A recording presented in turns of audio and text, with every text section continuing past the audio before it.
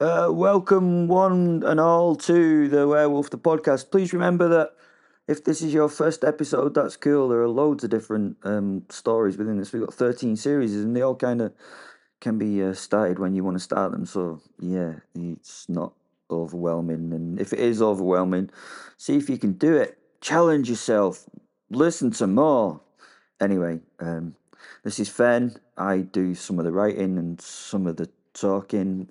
Greg does some of the writing and most of the talking. And we have books out there, real books, like you can actually buy from shops and stuff. So if you'd like to buy our books, they're dead good. I mean, mine's all right. Izzy's really good. Anyway, so go do that. There's loads of stuff in the description if you want to support us, and I hope you do. And other than that, enjoy the show because we enjoy making it. Thank you.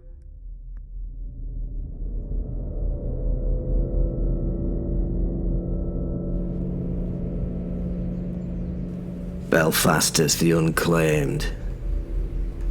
I remember the first time I discovered that misery had a particularly wonderful taste. That sounds rather poetic, doesn't it? I assure you, it wasn't. There were nothing poetic about it. What there were blood. Lots of it.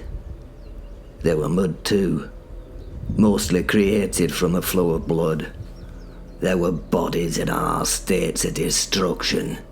27 of them. I did count them up. The count mattered. They were men, women, children, a travelling troupe. People who'd lived and hunted and slept beneath the same stars as their ancestors had done for generations. Then one day, they fucking killed each other.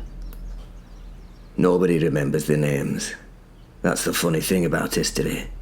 We remember kings, we remember emperors, and we remember conquerors. We even remember saints. But nobody remembers the hunter who died with a stone arrowhead buried in his skull. Nobody remembers his wife. Nobody remembers his children. Well, I do. I remember some of them anyway. It were a long time ago. 9,873 years before the birth of Christ, if you care for such things. I were young then. Not young in the way you mean. I'd already lived longer than most men could imagine. But I was still learning, and I'd just discovered something. I'd just discovered that when a person suffers, something comes out of them. Not blood, not breath, you understand. Something else. Something invisible. Something undeniably delicious. I discovered it almost by accident. One of the women was still alive, you see. I sat in front of her and observed her. She'd watched her husband die.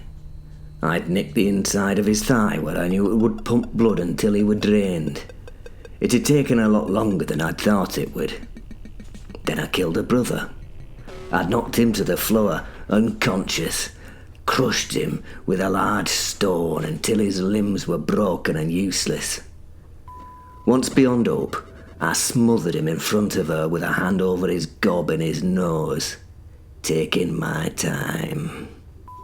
Allowing him to get his hair back occasionally, and then snatching it away from him again. I don't know if he died of the trauma and shock or the crushed limbs or from the lack of air. Sadly, he did die a bit too quickly for me to get my full fix from the woman. So then I killed her son. That took much longer to do. A sharp flint knife and a steady hand. Peeling and pleading. She sat beside their bodies and screamed. I remember that scream to this day. I remember thinking it was the most terrible, beautiful sound I'd ever heard. And from that scream, I felt sort of warm. I felt stronger, alive. I had not eaten I had not slept, yet suddenly I felt as though I could lift or control the world. So I experimented. Course I did. What else would an intelligent man such as myself do at a time such as this? I discovered that fear helped me feel good. Grief helped me develop my powers. Hatred was excellent fuel to energize me. Shame were good. Shame were like a drink of fresh cold water after a hard day of effort. But hopelessness, yeah, hopelessness were truly exquisite. Hopelessness were the ultimate sensation of human experience for me to feed upon. Hope, you see, is rather fucking unpleasant. Why, you may ask? Well, I'll fucking tell you, you bastard. Hope, you see. Hope resists. Hope tells a person falsely that tomorrow might be better than today were. Hope makes people difficult to control, but then there's despair, you see, and despair does the opposite, and a hopeless person doesn't fight. They don't run. They simply give and give, and so I learned to create hopeless humans. I learned how to make people fear when fear weren't necessary. I learned how to create... I love this word. I learned how to create hatred. What a strange fucking sentence that is. You see, it seems I love hate.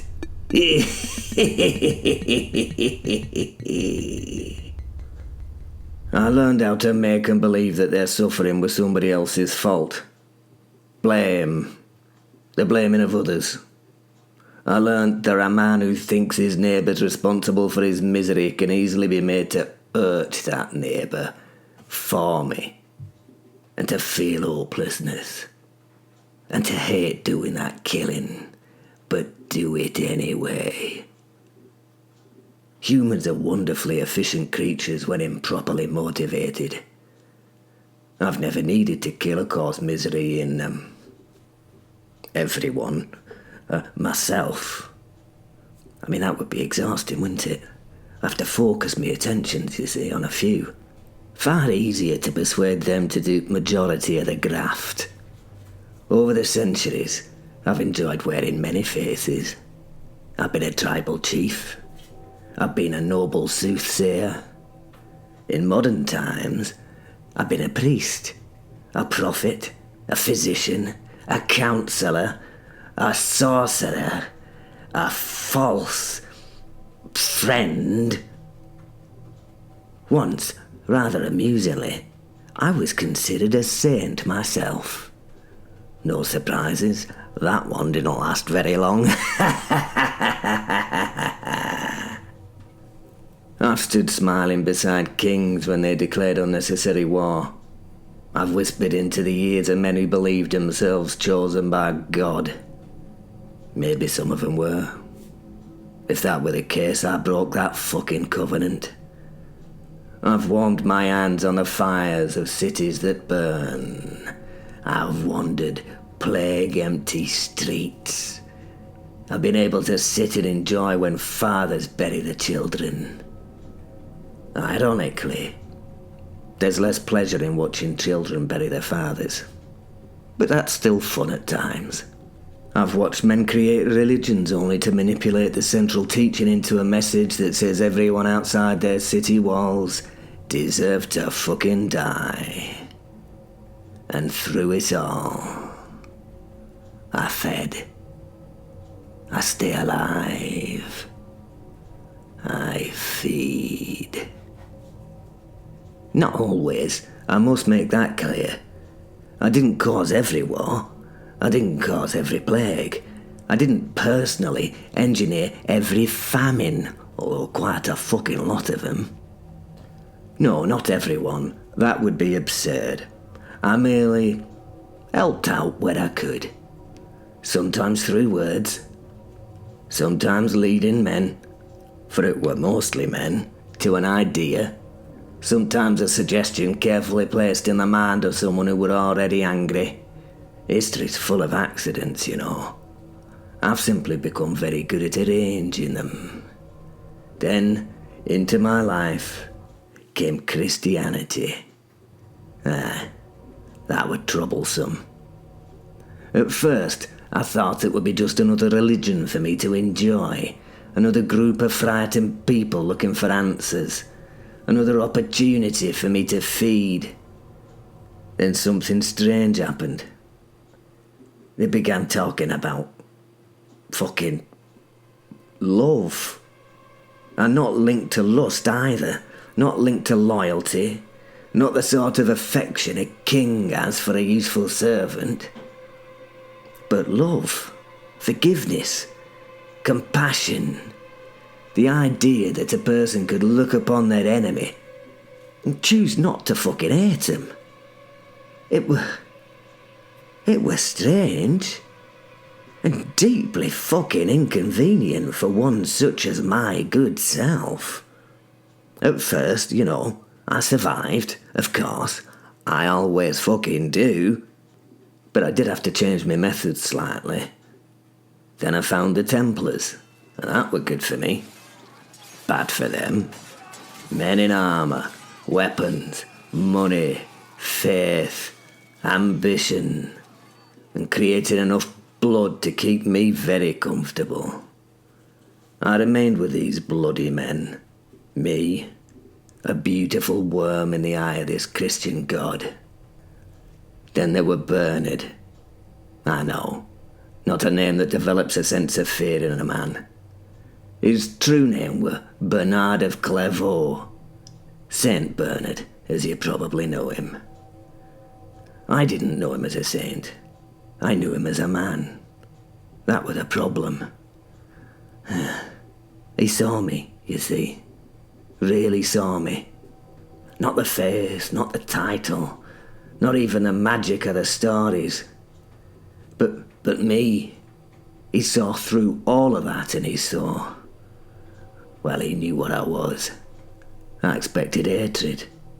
I were prepared for hatred. Hatred, I understand. Hatred is a language I've spoken for thousands of years. But Bernard did something far more dangerous. Yeah, bastard. He fucking pitied me. Now, I were not ready for that. He looked at the thing I'd become, and he loved me. Not because I deserved it, not because I'd earned it in some way, but because he believed I were a sinner, and sinners should be forgiven, and sinners, apparently, could be saved. That were infuriating. He banished me, but for my own good.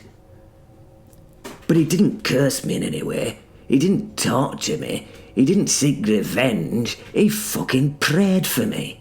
He wished me well. I'll tell you what, that fucking hurt me, that did. Sucked me dry. Imagine the audacity of him praying. For me. I was almost killed by kindness that time. Literally. My power began to waver. The faith of Christians became stronger, as did the God. Beliefs create power, you see. Their hope became stronger, their beliefs in forgiveness became stronger. And I became weaker. So I fucked off. I fled. I wandered. I hid. Eventually, I found this forest. Breton. Old, ancient, full of things that existed long before men decided that everything required a proper name. I came here to recover, you see. You know, to feed on what were still the local pagans. Oh, they said they were Christian, but they still left gifts for the spirits of the forest, and they still danced on the longest day and all that bullshit. Here I could wait, and now I'm beginning to feel better. Well, not yet, but better. There is a difference. For a man such as myself, recovery is a process, you see. A little bit of fear here, a little bit of misery there. Perhaps a particularly unpleasant argument between an husband and a wife. A disagreement between neighbours. A child frightened by something moving amongst the trees. All that's useful. It's all nourishing. But ultimately, I need something more. Something truly substantial. Something that would give me enough power to remain here. And who knows, in time, perhaps even thrive. I'd already begun preparing for it. Pierre had helped. Pierre was always helpful. He'd been dead for quite some time, of course, but that had never stopped him from being useful. I looked across the little clearing. There were a stone circle there. It were older than the village, older than the church. It were older than Christianity itself. The stones were covered in moss and lichen, and most local people probably believed they were simply remnants of an ancient pagan custom. They were not entirely wrong. The stones were old, and old things remember. I spent several weeks preparing that circle. Circles had been carved into the earth. Some were Christian, but some were way older. And some of them were mine. There's no particular reason that magic should respect religious boundaries. Magic, unlike men, is rarely concerned with the paperwork. Pierre stood beside me. He was holding a large iron bowl. Inside it was something that moved. Then I looked at it. Then I looked at Pierre. Is it ready? Pierre nodded. I think so, master. You think so? Yes, master. I sighed. Pierre. What, master? When I ask if someone's ready, I require confidence that it fucking is. Yes, master. I am confident. Good. Almost. I stared at him. He smiled through a mouth that was a hole into horror. He looked down. I'm 90% confident. The halitosis as he spoke were glorious. That'll do. I turned back towards the bowl. Inside it, something screamed. Not loudly, not in the manner of an animal. It were more like the sound of a person screaming from very, very far away. A spirit.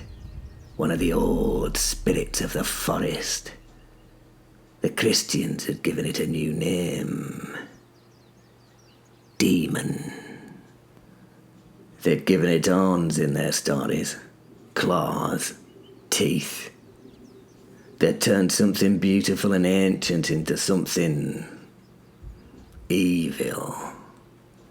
Humans are remarkably good at doing that. They encounter something they don't understand and they become frightened. Then they give it a name. Then they become frightened of the name. Then they teach their children to fear it. Eventually, the thing becomes what they believe it to be. Faith is a curious thing like that. That's how belief works. That's how power works. And that's why I were able to use it. I reached towards the bowl, and the spirit inside recoiled. Oh, don't be frightened, little one.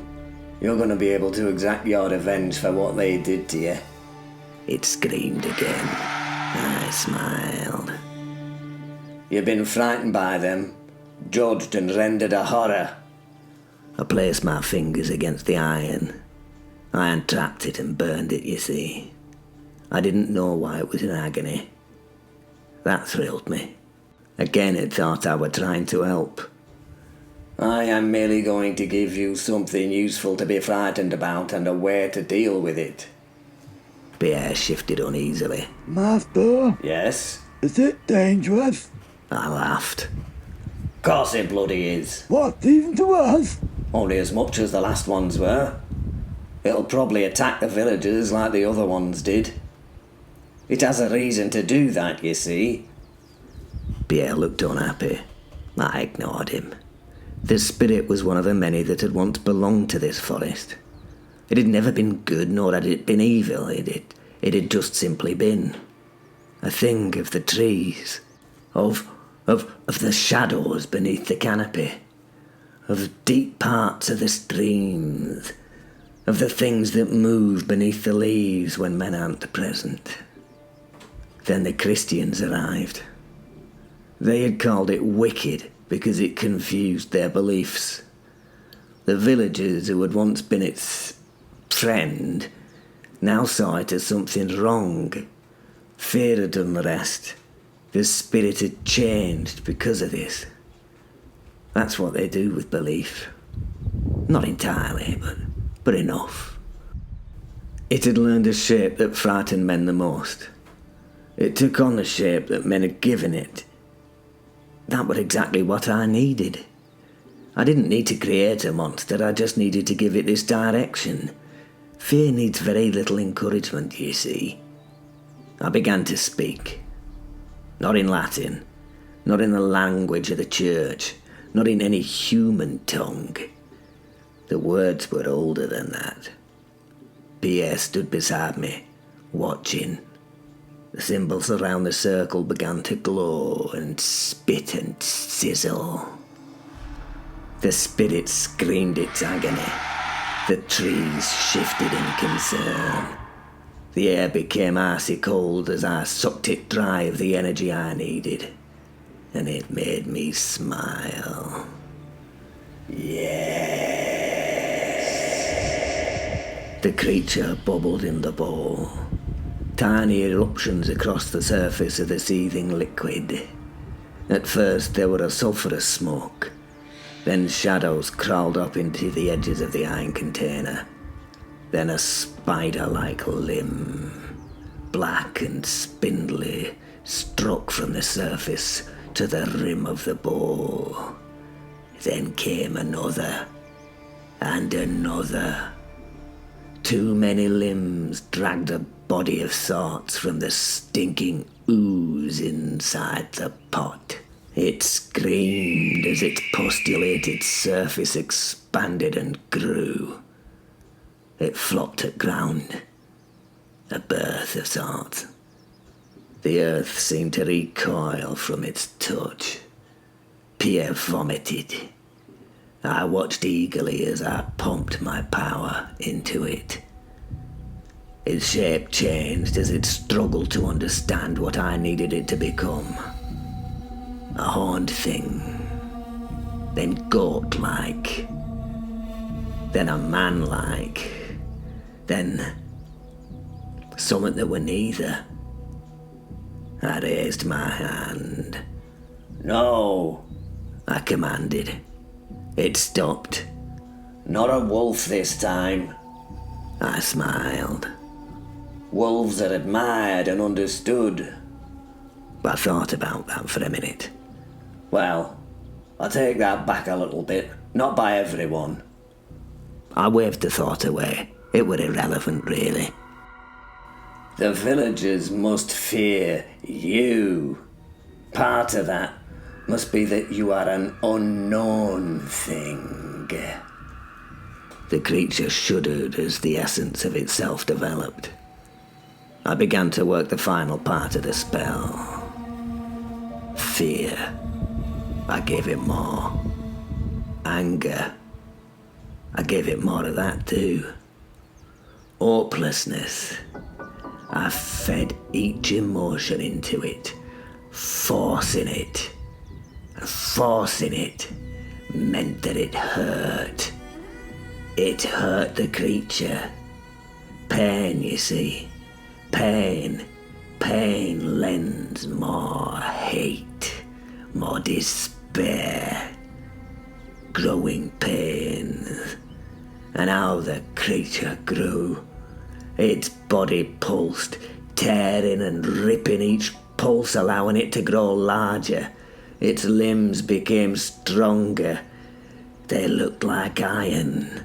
Its face became something that a frightened man might imagine in the darkness between the trees. Its many eyes opened and burned with an otherworldly, unnatural light. Pierre took a step backwards. Master! I fed on his fear. Yes, Pierre, what is it? He vomited again and wiped his mouth. That isn't right. I smiled. Thank you very much. That's exactly what I intended. The creature turned its head towards me. Things tore in its body as it did so. It was in so much pain, just from existing. Now, it waited. That was the important thing.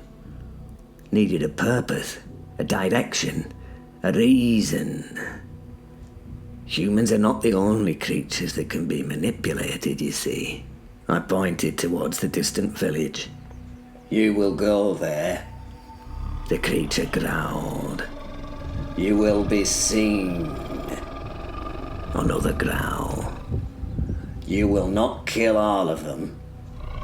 Pierre looked at me. Why not all, Master? Because dead people cannot be frightened, Pierre. You fucking idiot. He nodded. That was apparently sufficient explanation. But you will remember to hurt some of them when you get there. The creature leaned forward. Its limbs creaked. Every breath was a struggle for it. You'll kill some, you'll frighten many. It breathed deeply. And when they're frightened, I smiled at this. They will become angry. The creature's eyes burned brighter. It would pass on its torment. They will start to blame each other, you see. Neighbours will accuse neighbours. Parents will fear for their children.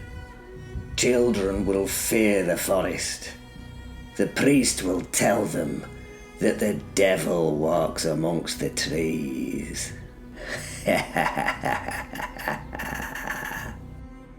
That foolish fucking priest will be magnificent. I could already imagine it. A frightened village, a frightened priest, a frightened population. Fear becoming anger, anger becoming hatred, hatred becoming violence, and violence breeding despair. And once despair had manifested, that despair would become mine. I looked towards the little hamlet. The new church was visible between the trees. A small cross stood above it. Why did it now hurt my eyes to look at such a symbol? I could almost hear the bells ringing. Christianity, still causing me problems. I'd have to be careful. Bernard had taught me something. Bernard had taught me that love could be dangerous. Hope could be dangerous. Faith could be dangerous. But fear were reliable. I turned towards Pierre. Release it tonight. Pierre stared at the creature.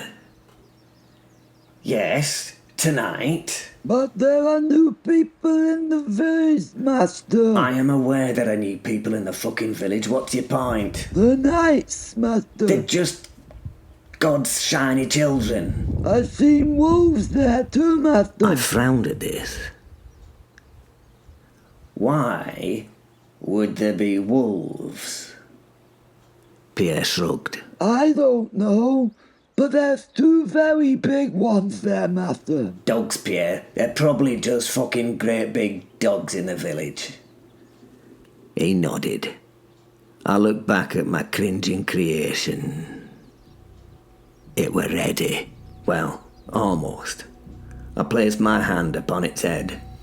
The creature trembled beneath my touch. My mere touch caused it distress. You, my darling, thing, are gonna teach them something. He looked at me. Something important. I smiled. You're gonna teach them that the forest is evil and dangerous. I paused for a moment to let that sink in. That the night is dangerous. Another pause. And most importantly, I leaned a bit closer. That there is no one coming to fucking save them. The creature opened its mouth. A terrible sound came from it. Not a roar, not a scream, but somewhat between the two. Somewhat that sounded almost human. I smiled at this. I have no idea what that meant, but excellent. Pierre looked towards the village, then back towards me. What should we call this one? I considered this. Names are important, you see. A name gives a thing identity, and identity gives fear somewhere to live. I looked at the creature. Nothing. Pierre blinked. I were inspired. Let the villagers name it. I smiled. They always do anyway. And so, while knights rode towards the village, while ancient wolf souls watched from the trees, while a forgotten dryad sat within the walls of a Christian church, I prepared to unleash something that should never have existed. I knew nothing of any of them. They knew nothing of me. And all that were about to change.